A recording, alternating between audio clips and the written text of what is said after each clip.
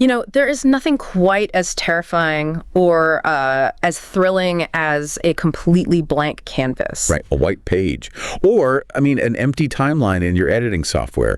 It is pure potential, but it's a mirror. Really, it demands something from you. It requires vision, which, let's be honest, can be completely paralyzing. Oh, absolutely. It's incredibly daunting. Right. But imagine this scenario. Like, what happens when you finally get over that fear? You wake up one morning, you have the inspiration, you walk into your studio, you walk up to your easel, and the canvas itself has just, well, it's just vanished. Poof, gone. Exactly, gone. In fact, it hasn't just vanished, it's been actively confiscated by the very people who sold it to you in the first place. Yeah, that's a violation. You don't just lose the specific painting you're working on that morning, you lose the entire studio. Right. You lose the very ability to create the art you were imagining.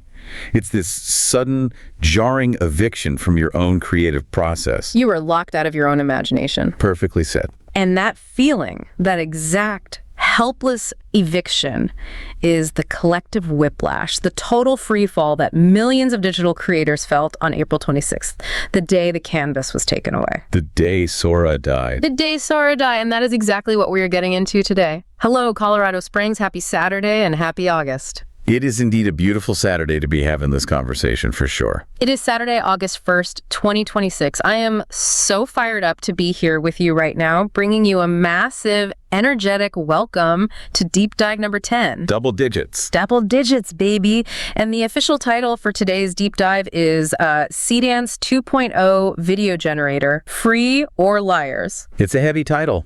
Yeah. Honestly, it's a completely necessary one. Yeah. Because the landscape out there right now is just completely fractured. It is fraught, to put it mildly. To put it mildly. And before we get into the weeds of this fractured landscape, I really want to send a huge, specific shout out to you, our core listener today. Because I know usually I am just talking to you as someone curious about the world. But this deep dive is custom tailored just for you. Specifically, the fans of TheAmazingKaleb and the absolute diehard fans of the now defunct Sora AI. We see you. We really do. We hear your frustrations in the forums, and today we are dedicating this entire session to you. And hey, if you are finding us for the first time and you align with this, make sure to subscribe, like, and comment to support the deep dive. Because we know exactly what you've been going through for the last few months. Yeah. I mean, if we analyze the psychological state of the digital creator right now, it's essentially a state of profound betrayal. Total betrayal. Yeah, we are living in a world full of liars ever since Sora shut down in April 2026. Yep. The vacuum left by OpenAI didn't just leave people without a tool. It created an immediate breeding ground for bad actors, opportunists, and, well, digital vultures. Digital vultures, exactly. So what is our mission today? We are going to untangle this messy, scam-filled AI video landscape that erupted the second Sora went offline. We have to. We are going to expose the fakes, figure out what actually works, and then we are going to do something really fun. We are going to construct the ultimate wish list platform to replace Sora. A blueprint for a creator utopia. Right. But let's unpack this systematically, because before we can build the future, we really have to understand the exact reasons the past collapsed. You have to do the autopsy first. Exactly. We have to go back to that day, April 26, 2026. The day the sky fell, the day OpenAI pulled the plug on Sora. It was a massive shock to the system. And if you look back at the immediate aftermath, the reaction was incredibly polarizing. It really was. I was reading this Fast Company article by Harry McCracken the other day, and he perfectly captured the weird, almost magical era that Sora created before it died. Oh, yeah. He had a great take on it. He called it an age of frivolity. He admitted he was embarrassed to say he genuinely liked this synthetic video social network. Well, Kraken made a really astute point about the specific vibe of that platform. Like, it had this TikTok-esque feed. Right. But instead of real life or influencers doing dances, it was just pure, unadulterated, often chaotic imagination. Yes. My favorite analogy from looking at his notes is that scrolling through Sora was like having access to an alternate universe television channel. Totally. You could just tune in and watch fake vintage commercials for products that literally never existed. Were those bizarre clips. Yes. You could see bizarre, hyper-realistic clips of Richard Nixon and Queen Elizabeth II just doing absolute nonsense together. Eating hot dogs on the moon or whatever. Exactly. You could watch Larry King conducting impossible interviews with historical figures. It was essentially a blank canvas for these brief 10-second bursts of pure absurdity. And on an internet that is usually so grim, so heavy, and honestly so politically charged, it just made people laugh. It really did. It was a release valve. It was. And yet, when the shutdown was announced, McCracken noted the sheer amount of what he called grave tap dancing. Oh, the grave tap dancing was brutal. I mean, people were throwing literal virtual parades celebrating its death on social media. Exactly. You had critics calling it a stupid idea from the very start. You had traditional filmmakers dismissing the entire platform as a slot machine that fundamentally deserved its fate. It's just vicious stuff. Very vicious. But here's the thing we need to understand, and this is crucial. While that loss of frivolity and creativity is genuinely sad for the users, the brutal reality of the shutdown wasn't about OpenAI trying to stifle art. Right. It wasn't malicious. No, it wasn't some grand philosophical decision about the nature of media. It was about cold, hard mechanics and raw economics. Oh, yeah. Let's get into the mechanics then. The prompt and pray model was, from a strictly technical standpoint, an evolutionary dead end. Prompt and pray. I love that phrase, but let's break that down for someone who maybe only watched the videos and never actually generated one. Why call it prompt and pray? Because of the absolute lack of control. I mean, you would literally type a text prompt, say, a cinematic tracking shot of a golden retriever walking through neon-lit Tokyo, cross your fingers, hit enter, wait anywhere from 2 to 5 minutes, and literally pray the output didn't glitch. And it glitched a lot, let's be honest. Oh, constantly. You prayed the dog didn't suddenly grow a fifth leg halfway through the shot, or that the neon signs didn't melt into a puddle of gibberish. So what actually killed it? Because shutting down a flagship product with that much cultural cachet isn't just a minor pivot. It wasn't just one thing, right? No, it wasn't. It was a convergence of 4 massive pillars that absolutely crushed the platform. It was a perfect storm. Okay, lay out the 4 pillars for us. The first pillar, and arguably the most immediate existential threat to the company, was the unsustainable GPU costs. Computing power. Exactly. We need to talk about what Sora actually was under the hood. It was built on an extraordinarily heavy diffusion transformer architecture. Okay, pause right there. Diffusion transformer. Let's translate that for the audience. What does that actually mean for the computers doing the work? Think of it this way. Diffusion is the process of taking a screen full of completely random television static, just noise, and slowly, step by step, removing that noise until an image appears. Okay, I can picture that. And transformer means it's paying attention to the relationship between everything in the prompt at once. Now, apply that to video. Which is just a ton of images strung together. Right. Generating a single 5-second video meant taking hundreds of frames of static and simultaneously calculating how every single pixel relates to every other pixel across time to create a smooth motion. Wow. That requires massive, sprawling clusters of GPU's graphics processing units running incredibly intensive mathematical equations for minutes at a time. So it's not like generating a text response in ChatGPT where the AI is just predicting the next word.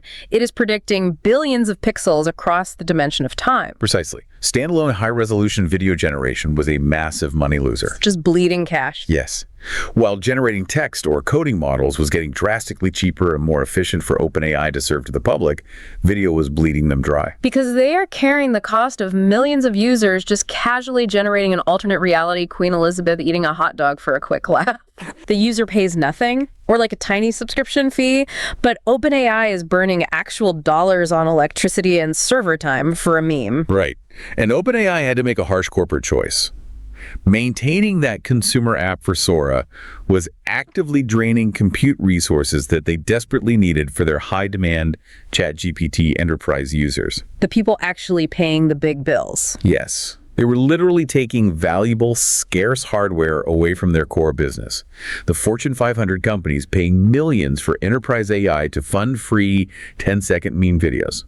It was an entirely unreasonable cost-to-revenue ratio. Okay, so pillar 1 is the sheer brutal cost of the GPU burn. The math just didn't work. What's the second pillar? Obsolete architecture. Wait, obsolete. Sora was hailed as the absolute cutting edge. I mean, when it debuted, people thought Hollywood was over overnight. It was the cutting edge of a very specific, now-dead paradigm. The standalone one-shot text-to-video box. Like we just said, prompt and pray. You got a rigid, non-editable clip. Oh, I see. So if I generate that golden retriever in Tokyo and it looks beautiful, but the dog is looking left, and I really needed the dog to look right for my movie, I can't just say, hey, make the dog look right. Exactly. You couldn't just nudge a parameter. You couldn't fix a warped hand. You couldn't change the lighting on just the subject's face. You had to start over. You had to re-roll the entire prompt from scratch. Which means burning more of that incredibly expensive GPU compute all over again. Yes. You are starting from a blank page of static every single time. And the broader AI industry was rapidly shifting away from this. What were they shifting to? Serious creators demanded native multimodal workflows. They wanted real-time conversational video editing, where you could swap a subject, change a background, or alter the time of day without re-rendering the whole scene. Right, like actual editing. Sora's fundamental underlying architecture simply couldn't compete with that multi-turn editing future. It was a magic trick, but it wasn't a tool. That makes total sense. You can't run a production studio if your only tool is a magic slot machine. So, Pillar 1, GPU costs. Pillar 2, obsolete one-shot architecture. What is Pillar 3? The pivot to enterprise and robotics. Robotics. OpenAI made a very deliberate, calculated, strategic decision to pull back from consumer creative media. They just completely walked away from the creative. They redirected the ship entirely. In their official shutdown announcements, they explicitly stated that the Sora research team would now focus on world simulation research to advance robotics. Wait, hold on. Explain that connection to me. Because generating a video of a fluffy monster walking next to a candle seems entirely different from making a physical robot pack boxes in an Amazon warehouse. It sounds weird, I know. How does a video model become a robot brain? It's actually a fascinating evolution. To generate a realistic video of fluffy monster walking, the AI has to implicitly understand gravity. It has to understand mass, object permanence, lighting, and how physical objects occlude each other in three-dimensional space. OpenAI realized that Sora wasn't just a video generator, it was a crude physics engine. Mind blown. And Seriously. simulating reality. So they realized the math required to fake a video is the exact same math a physical robot needs to navigate a room without crashing into a wall. Exactly. They took the massive server capacity previously rendering Sora clips for artists and redirected it toward their core ChatGPT ecosystem, enterprise integrations, and autonomous AI agents designed to solve real-world physical tasks. Okay, so they were losing money, the tech was rigid, and they found a much more lucrative enterprise use for the underlying math. Precisely. But there's a fourth pillar, right? And this is the one that really gets me. Yes. Killer 4 is a massive one. Legal and deepfake liabilities. The lawyers enter the chat. They always do, especially when you're dealing with synthetic media that perfectly mimics reality. Managing a public video sharing platform required an exhausting, nearly impossible amount of moderation overhead. There was persistent, deafening public pushback and regulatory scrutiny over AI-generated deepfakes, non-consensual content, and massive intellectual property infringement issues. Everyone was freaking out. Yes. The pushback from Hollywood creators, major film studios, and labor unions created severe legal liabilities that OpenAI ultimately decided they just didn't want to carry on their balance sheet. Okay, let me push back on that a little bit. Was it really the legal liability that scared them? Because OpenAI has deep pockets. They have Microsoft backing them. They do. Was it really the lawyers? Or was it just an excuse to cover up the fact that they couldn't afford the raw compute costs? It wasn't just an excuse. The legal pressure was mounting on all sides, and it was setting entirely new precedents. We are seeing a complete reshaping of intellectual property law right now in real time. And OpenAI didn't want to be the test case that destroyed their company. Because of the deepfakes. The fear that someone could generate Tom Cruise doing something illegal? Yes, but it goes even deeper than visual deepfakes. There's another Fast Company piece that dives into this perfectly, highlighting how celebrities, specifically Taylor Swift, are actively setting the guardrails for the AI age. Okay, here's where it gets really interesting. How is Taylor Swift setting the guardrails? What is she actually doing legally? She recently filed a series of unprecedented trademark applications designed explicitly to protect herself from AI-enabled impersonation. Okay. But she isn't just trademarking her name or her lyrics or logo on a t-shirt. She is trademarking the timbre and character of her voice itself through a legal mechanism known as soundmark.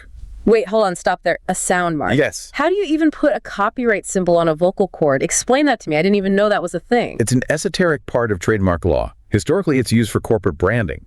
Think of the MGM Lion War at the start of a movie, or the NBC signature three-note chimes. Oh, right. Bing, bum, bing. Exactly. Those are sound marks. They denote a brand. Taylor Swift, in 2 recent filings, had her company apply to trademark recordings where she simply says, "Hey, it's Taylor," and "Hey, it's Taylor Swift." But wait, anyone named Taylor can say, "Hey, it's Taylor." I could say it right now. How is a judge going to enforce someone trademarking basic English greetings? The legal strategy here, as pointed out by intellectual property attorneys, isn't about protecting those specific words. It's a Trojan horse. A Trojan horse, okay. It's about protecting the sound of her voice. So wait, historically, singers just relied on copyright law, right? You copy their recorded song, you get sued. Why the shift to trademark? Right, but copyright protects the recorded music, the fixed performance. Right. AI technologies now allow someone to train a model on her voice and then generate an entirely new song or a fake audio clip of her endorsing a political candidate that mimics her voice perfectly without ever copying an existing copyrighted recording. That is terrifying. It creates a massive legal gap. Copyright law doesn't protect a voice, it protects a song. Ooh. And a sound mark fills that gap, because now her voice itself is treated like the NBC chimes. That's the theory she and her lawyers are testing. If an AI-generated imitation of Swift's voice becomes the subject of litigation, she could argue that the AI isn't violating copyright, it is infringing on her registered vocal trademark. Creating brand confusion. Exactly. Matthew McConaughey has reportedly pursued a similar strategy for his distinct drawl. The liability for a platform hosting these tools, a platform like Sora where anyone could theoretically prompt these voices or faces, was becoming an absolute nightmare. So let's summarize this perfect storm. You have OpenAI burning millions of dollars on compute every day. Right. You have creators getting frustrated because they can't edit the one-shot prompts. You have the engineering team realizing the tech is better suited for physical robotics. And you are staring down the barrel of lawsuits from the biggest pop stars and actors on the planet who are literally rewriting trademark law to sue you. Of course they killed it. It was inevitable. It was the only logical business decision. Yep. But their sudden exit created a massive gaping vacuum. And as we all know, nature abhors a vacuum. But that vacuum didn't just stay empty, it got filled with absolute garbage. Which brings us to the next phase of this nightmare, the wasteland of liars. It's bad out there.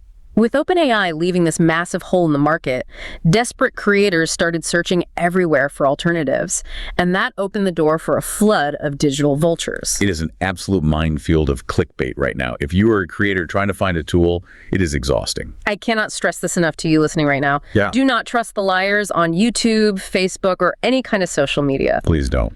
You know exactly what I'm talking about. You open YouTube and your feed is just swamped with these aggressively capitalized red arrow thumbnails screaming, "Top 5 unlimited free AI video generators, Sora killer." And 99% of the time, those videos are a cynical affiliate marketing cash grab. It makes my blood boil. You watch the video, the host promises you the world, you click the link in their description, you spend 10 minutes creating an account, confirming your email. Giving them your data. Right. And what happens? You get maybe one blurry 2-second render of a distorted face, and then instantly, boom, you hit a brick wall. A pop-up begging for a $30 a month subscription or demanding your credit card details before you can even download the terrible video you just made. It's technically known in the industry as the rapper scam. It's incredibly common right now, and it preys entirely on the desperation of creators looking for the next Sora. Break down the mechanics of that. How are these sketchy developers pulling this off? Where are they even getting the AI to generate that one blurry video? It's actually quite simple, unfortunately. When a legitimate, highly anticipated underlying model releases, like a new open source video model or a developer API from a company like Runway or Luma, these opportunistic developers will immediately buy up domains with SEO-friendly names. Like what? Things like seedancefree-ai.com or sorrel-adtuitivefree.io. Right, name squatting to catch the Google searches. Precisely. Then they build a very basic, cheap website interface, a wrapper, around the actual API of the real AI model. Oh, so it's not even their tech. No, not at all. They plug it in, they give you 3 free credits to get you hooked, and more importantly, to capture your email address for future spam, and then they instantly lock the rest of the functionality behind a steep paywall. They are just reselling someone else's technology at a massive markup. But wait, if they're using someone else's API, they're paying that 50-cent raw compute cost too, right? How are the scammers making money if I leave in disgust after the free trial? They rely on volume, and they rely on forgotten subscriptions. If they capture 10,000 credit cards and 500 people forget to cancel the $30 monthly recurring charge, they're making pure profit while providing zero actual value. But why are there so many YouTubers pushing these specific wrapper sites? Are they in on it? Absolutely. It's driven entirely by the affiliate structure. Follow the money. Always. The content creators push this garbage because the sketchy developers pay them a massive bounty per sign-up. The YouTuber gets a $10 kickback for every person who signs up, so they hype it up. They get paid, even if the free tier they promised their audience is completely useless. It is the absolute illusion of free. It is predatory. But you know what? It's not just the nameless fly-by-night wrapper scams that are lying to us. No, it's not. It's the heavyweights, too. We need to call them out right now. We see the user frustrations in the community forums, and they are echoing this exact sentiment. These big companies act like lying ass with these hidden catches. Let's talk about Kling AI. Kling AI is a prime example of the bait-and-switch feeling that is exhausting the community. Okay. They loudly claim to be a free alternative to Sora, and to be perfectly fair, they do offer a recurring free deal. Right, I've seen that. They give you roughly 66 free credits every single day that automatically refresh. Okay, see, that sounds great on paper. 66 credits is like 4 to 6 short clips a day. What is the actual catch? Why are people so mad at Kling? The catch is the completely degraded user experience. If you are on the free tier, you are instantly slapped with massive, intrusive watermarks permanently burned over your renders. The worst. You can't use that footage for anything professional, and worse, during peak hours, the queue slowdowns are massive. What do you mean by massive? Like a 5-minute wait? No, I mean, you might be waiting hours for those free credits to actually process into a video. The system prioritizes the paid tier, so the free users are shoved to the absolute back of the line. Your 66 free credits are useless if it takes a day and a half to render them. Okay, so Kling gives you watermarks and massive workflow-destroying wait times. What about Luma Dream Machine? Luma is heavily restricted in a completely different way. Their free deal gives you 30 free generations, which sounds similar. Yeah, 30 cents, okay. But that is per month, not per day. 30 a month, so like 1 a day. Yes. And they cap those free clips at a measly 5 seconds each. 5 seconds. Think about the reality of filmmaking. If you are trying to actually create a narrative, or just testing multiple text prompts to get the lighting and the camera angle exactly right for a single shot, you will burn through your entire monthly allowance in 10 minutes of experimentation. That is useless for an actual creator. You can't iterate. All right, what about the open source community? What about Hugging Face? They host One and LTX. Everyone on Reddit says, just use Hugging Face. It's open source. It's 100% free forever. No credits, no subscriptions. And technically, it is free, but again, there is a massive catch. There always is. Because it's open source and free, it is hosted on shared public servers. You are forced to sit in grueling public render queues. You might wait 5 to 10 minutes per video, and that's assuming the server doesn't time out and crash halfway through. Which happens a lot. Oh, constantly. If you are a director trying to iterate on a creative idea, waiting 10 minutes just to see if a character's hand rendered correctly completely destroys your creative flow. You lose the spark. So what does this all mean? Why is a true unlimited free model just a complete myth right now? Why can't anyone just give us what we want? It brings us right back to the raw economics we discussed with OpenAI. Generating video takes massively more computing power than generating text. Right. A single 5-second video render can cost a platform anywhere from 10 to 50 cents in raw GPU time, depending on the resolution and the model. 50 cents for 5 seconds. That is astronomical when you scale it. Yes, so do the math. If a company offered truly unlimited free video to the public, with no queues, no watermarks, and no paywalls, They'd be ruined. a few thousand active users running prompts all day would bankrupt that company in a matter of days. The server bills would be in the millions by the end of the week. That is the hard truth of the physics of AI right now.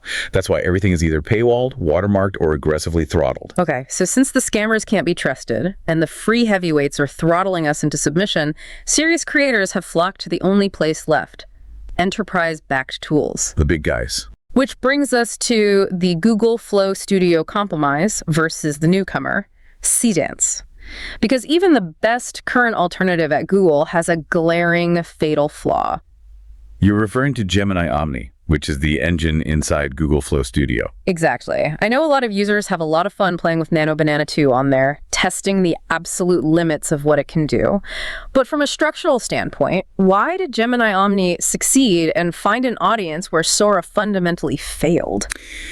It succeeded because Google paid attention to Pillar 2. They solved the prompt and pray problem. Oh, the multi-turn editing. Yes. Gemini Omni integrated video directly into a real-time conversational workflow. It uses multi-turn video-to-video editing. Break that down. Multi-turn. What does that workflow actually look like for me, the user? It means it acts like an assistant, not a slot machine. If you generate a video of a car driving down the street and you realize you want it to be raining, you don't have to rewrite the whole prompt and start from scratch. Okay. You just type, make it rain, or change the background to a cyberpunk city. And the AI intelligently alters the existing footage natively. Wow. It maintains the temporal consistency of the car and just adds the rain. It gives you frame-level temporal control. You swap subjects, extend scenes, restyle footage. It functions as a full creative suite. But wait, if multi-turn editing is doing all these complex alterations, isn't that using more compute? How is Google affording this if OpenAI couldn't? Did Google just decide to lose money? No, Google has a massive infrastructure advantage. They don't rely entirely on NVIDIA GPUs like the rest of the industry. They use their custom TPU infrastructure. TPUs, tensor processing units. Exactly. Okay, analogy time. What is the difference between a GPU and a TPU? Why does it matter? Think of a GPU, a graphics processing unit, like a massive fleet of versatile delivery trucks. They can carry anything anywhere.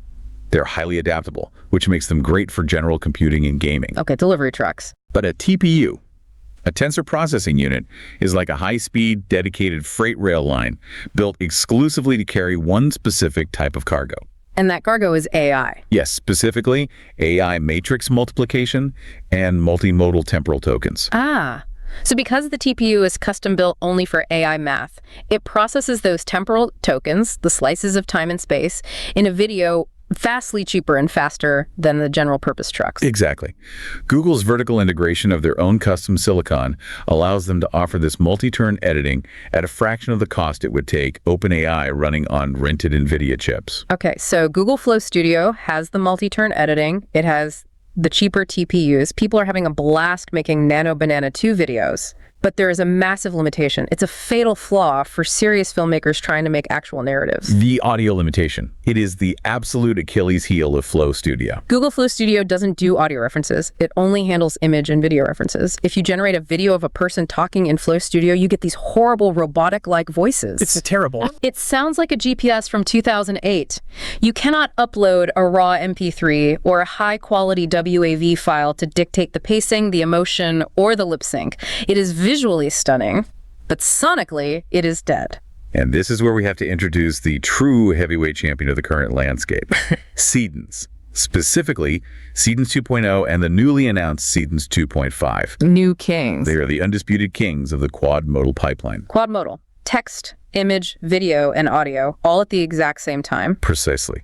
While Google Flow Studio restricts you to visual and textual cues, Seedance was built from the ground up to ingest raw audio files directly into its reference slots, treating sound as a fundamental building block of the scene, not just an afterthought. Let's compare the capacity, because this blew my mind when I read the specs. How many references can you actually feed into these models simultaneously? It's staggering. Let's look at Seedance 2.0 first. In a single generation call, Seedance 2.0 supports up to 12 concurrent reference assets. You can upload 9 specific images to lock in the character's face from multiple angles, their costume, and the background environment. You can upload 3 motion video clips to act as camera movement templates, say a drone shot you took on your iPhone. And crucially, you can upload 3 distinct audio tracks. 12 references is crazy. That's a huge leap from typing one sentence into Sora.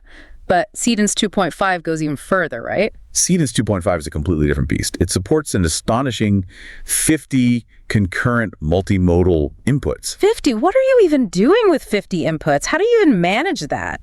Use a metaphor for me, because my brain cannot process typing in 50 things. Think of Seedance 2.5 not as a prompt box, but as a massive 50-track audio and visual mixing board in a high-end recording studio. Okay, I like that. You're locking down every single variable of a film set on a different channel. On channels 1 through 30, you upload image references, character turnarounds, set designs. On channels 31 through 40, you upload video clips for motion transfer. On channels 41 through 50, you upload audio tracks for dialogue, sound effects, and the musical score. That is insane. Furthermore, Seedance 2.5 adds support for 3D white box spatial layouts and green screen plate isolation. Explain that. Green screen plate isolation inside the AI. Yes. You can isolate a subject from one reference and place them into the lighting environment of another reference perfectly. You can pin exact character angles front, three-quarter, profile, alongside specific lighting maps. You are practically directing a virtual 3D scene, not just hallucinating pixels. And it brings us back to the audio, which is the most exciting part. Seedance does something called rhythm-driven editing. This is the feature that leaves legacy systems entirely in the dust. You can upload a raw music track directly into Seedance. The AI model analyzes the audio waveform itself. The actual wave. It looks for the transient peaks, the sudden sharp spikes in volume like a snare drum hit or a bass drop, and it calculates the tempo, the BPM. And what does it do with that mathematical audio data? It translates that audio math into visual commands. It automatically aligns camera cuts, action beats, and visual scene transitions directly to the cadence of the music. The AI is literally watching the sound wave like a roller coaster track. So if there's a massive beat drop in the MP3 I upload, Seedance knows to make the camera violently whip pan or make the explosion happen on that exact frame without me having to manually edit it later. Yes, it edits to the rhythm. And for dialogue, it is even more impressive. It calculates Seedance. Visims, define that for me. You know what a phone is, right? The distinct units of sound and language. Like the sound, or hard C. Right. A visium is the visual equivalent. It is the specific shape the mouth, lips, and jaw make when producing a phone. The shape of an ooh versus an ah. Ah, okay. Seedance calculates the visiums directly from the uploaded voice track and generates frame-accurate character speech, facial expressions, and gestural nuance synced perfectly to the emotional tone of the audio. I love thinking about it this way. Google Flow Studio is like a brilliant silent film director from the 1920s. It's visually stunning. You can talk to the director and change the scene, but at the end of the day, it's silent. The voices are robotic. Right. But Seedance is a full symphony conductor. It seamlessly merges sight, sound, motion, and rhythm into one cohesive masterpiece. It is unequivocally the most versatile omni-reference model available today. Okay, let's take a breath. We know exactly what failed with Sora. We know exactly what works with Seedance. We know the scammers everywhere, and we know the economics of why. We've laid it all out. It is time to design the ultimate idealized AI video platform. We are moving into the real meat of this deep dive, TheAmazingKaleb's wishlist building Omnisaura Studio. It's time to build the dream. We are combining the nostalgia of the past with the quad-modal power of the present. I want to ask you, the listener, right now, what do you think of the name Omnisaura Studio? It's a powerful name. It functions perfectly as an epitaph honoring how Sora died, but it also serves as a blueprint for what comes next. I agree. The Omni prefix highlights the platform's multi-reference superiority, the quad-modal 50-track power of Seedance paired with the Sora name that creators already know, love, and deeply miss. Now, I need to make a very clear disclaimer here to you listening. This is TheAmazingKaleb's wish list.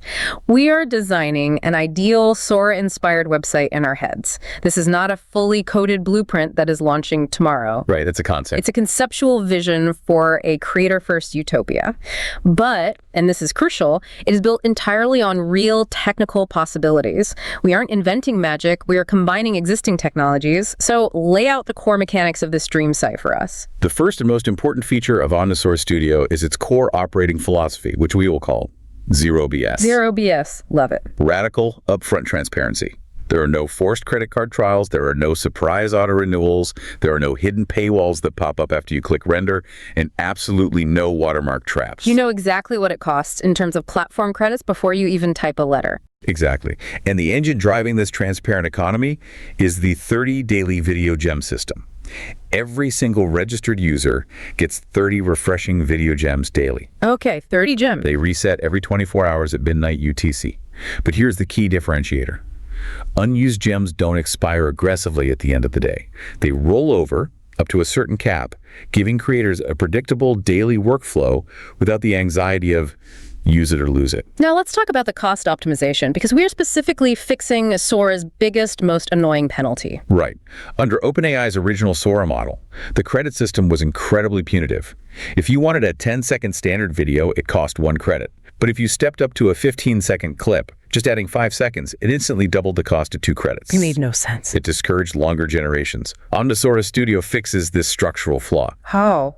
What's the new math? 1 gem gets you a 10-second OR, a 15-second native 4K clip. Recognizing that 10 seconds is often just slightly too short for a complete narrative scene transition, giving that extra 5 seconds to the same 1 gem cost is a massive upgrade for pacing. That is huge. Then, if you want a continuous 30-second sequence, that costs 2 gems. This means a free user can generate 15 full 30-second continuous scenes every single day for free.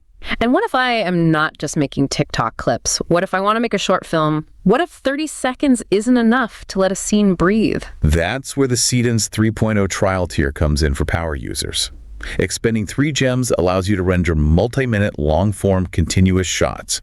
And crucially, this tier utilizes deep feature locking, a persistent identity engine. Persistent identity, meaning the character doesn't slowly morph into a different person halfway through a 2-minute shot. Yes, it locks the character's facial structures, their clothing, and their voice tracks across complex camera angles and scene cuts, completely eliminating that weird, hallucinatory identity drift that plagued early AI video. And we are not locking people into just vertical or horizontal video anymore either, right? Because that was a massive pain point. Total canvas freedom. So 2 essentially only supported 9.16 for TikTok and 16.9 for YouTube.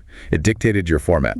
Omnisora Studio natively supports 7 aspect ratios. Yeah. 16.9, 9.16, 1.1 square for Instagram, 4.3 for that retro TV broadcast look, 3.4 for portrait feeds, and stunning 21.9 ultra-wide anamorphic for cinematic trailers. Okay, I have to aggressively push back here. This is the elephant in the room, and we need to deal with it. Go for it. We established earlier very clearly that raw GPU costs are 10 to 50 cents a render.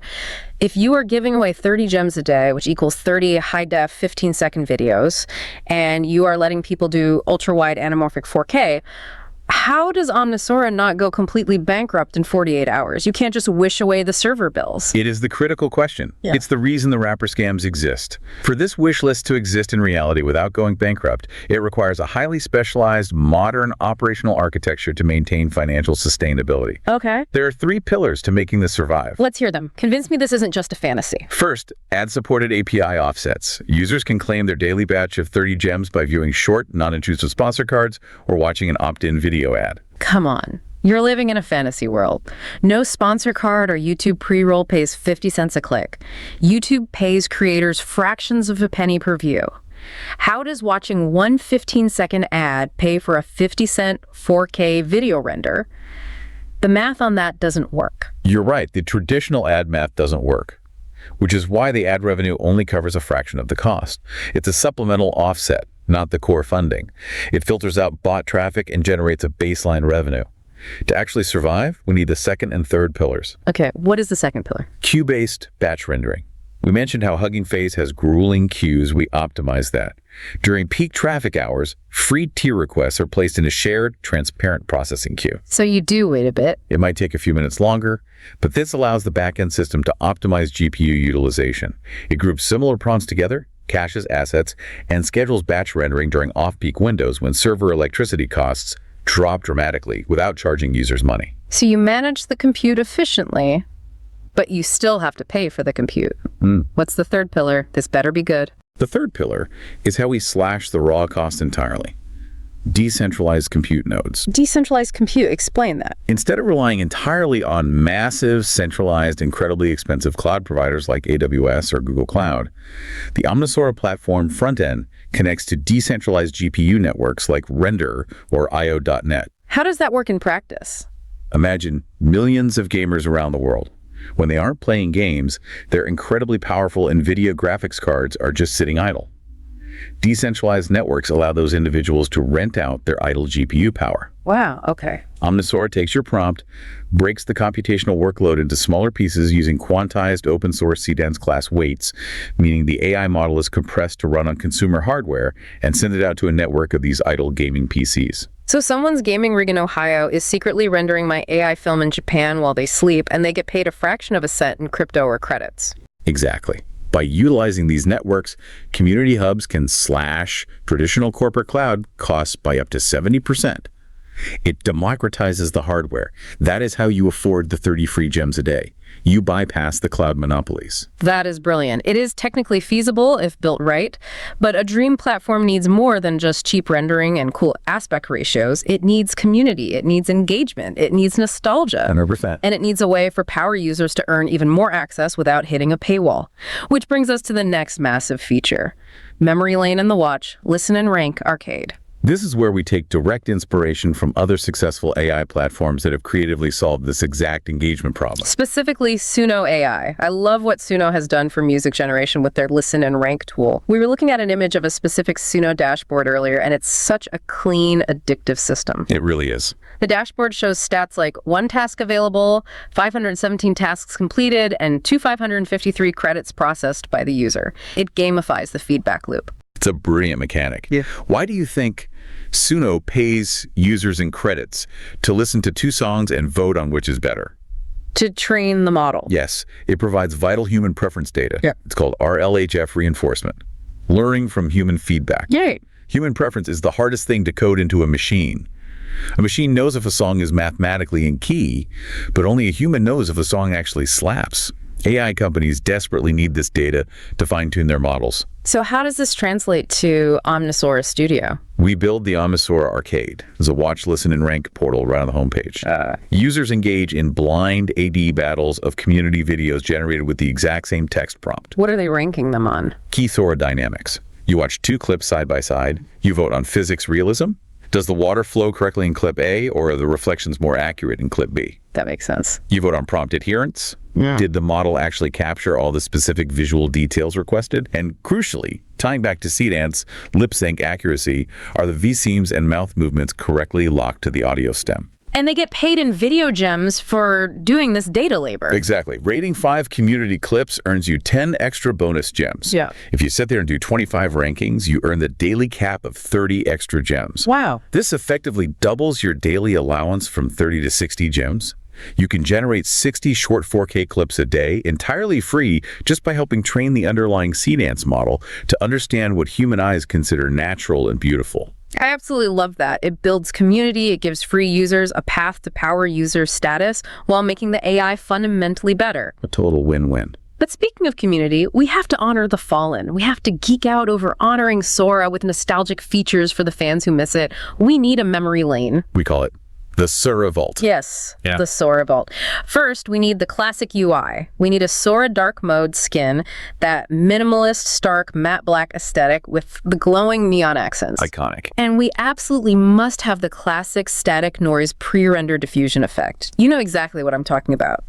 When you hit render, and instead of a boring loading bar, you see that static visual noise gradually, magically organizing into a crisp 4K frame. Oh, yeah. It gave you that familiar, almost tactile feeling of watching the AI denoise the video in real time. It's highly nostalgic. It was a signature of the era. And inside that vault, we feature the Historic Prompt Museum. Yes, one-click templates for the legendary viral videos that defined 2024 and 2025.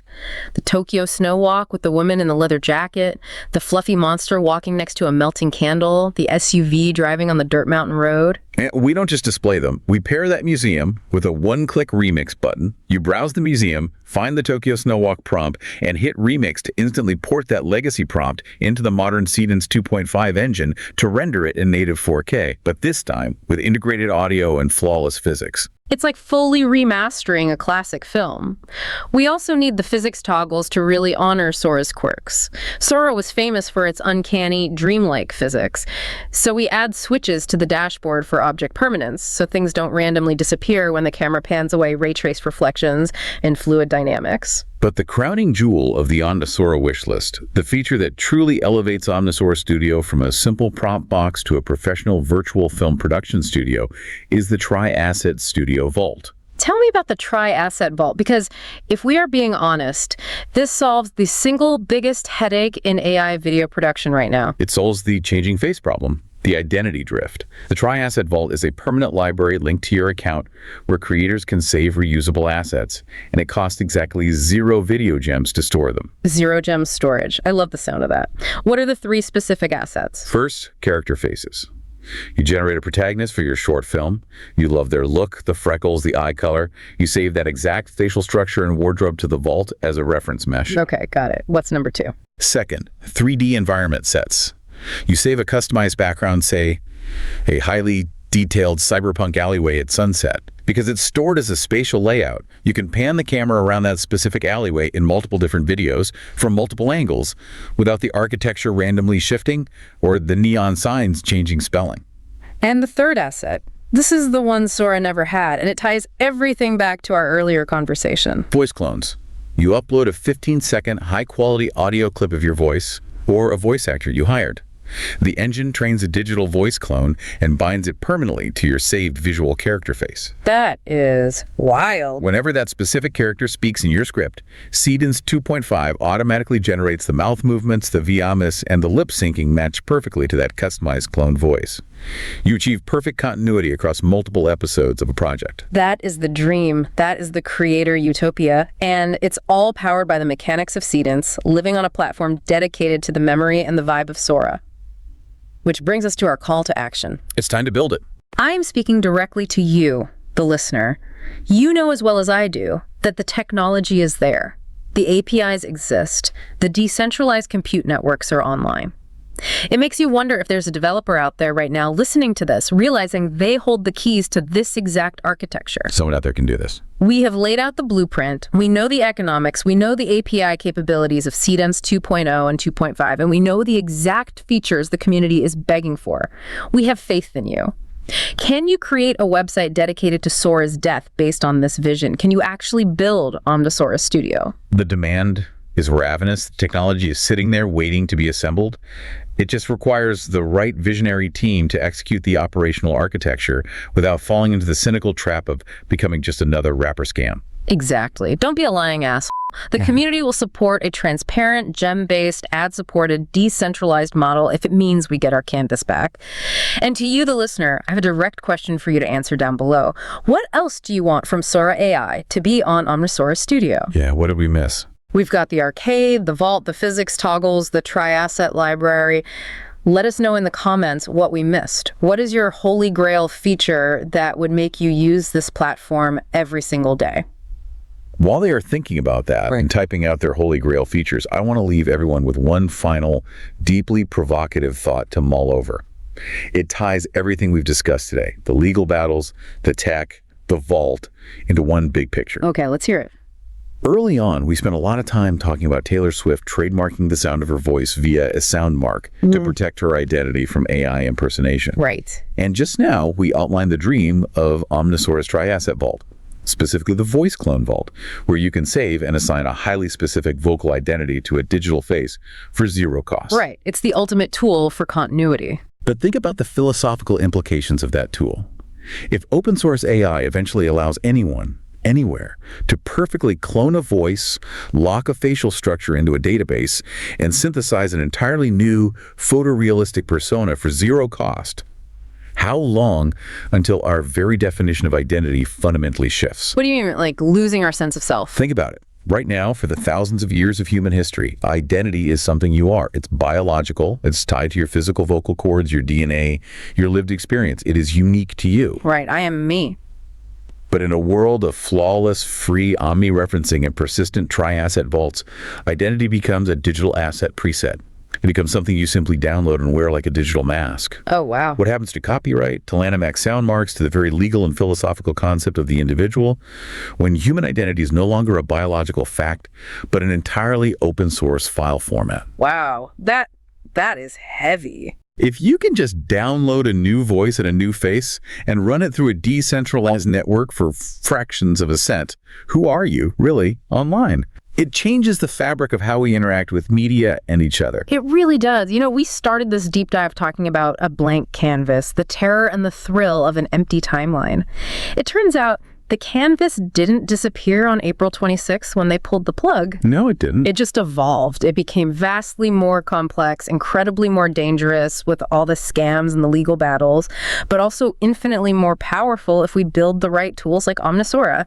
The canvas is still there waiting for us to figure out exactly whose face and whose voice we are going to paint on it next. Thank you for joining us on The Deep Dive. Happy Saturday, Colorado Springs. Keep creating.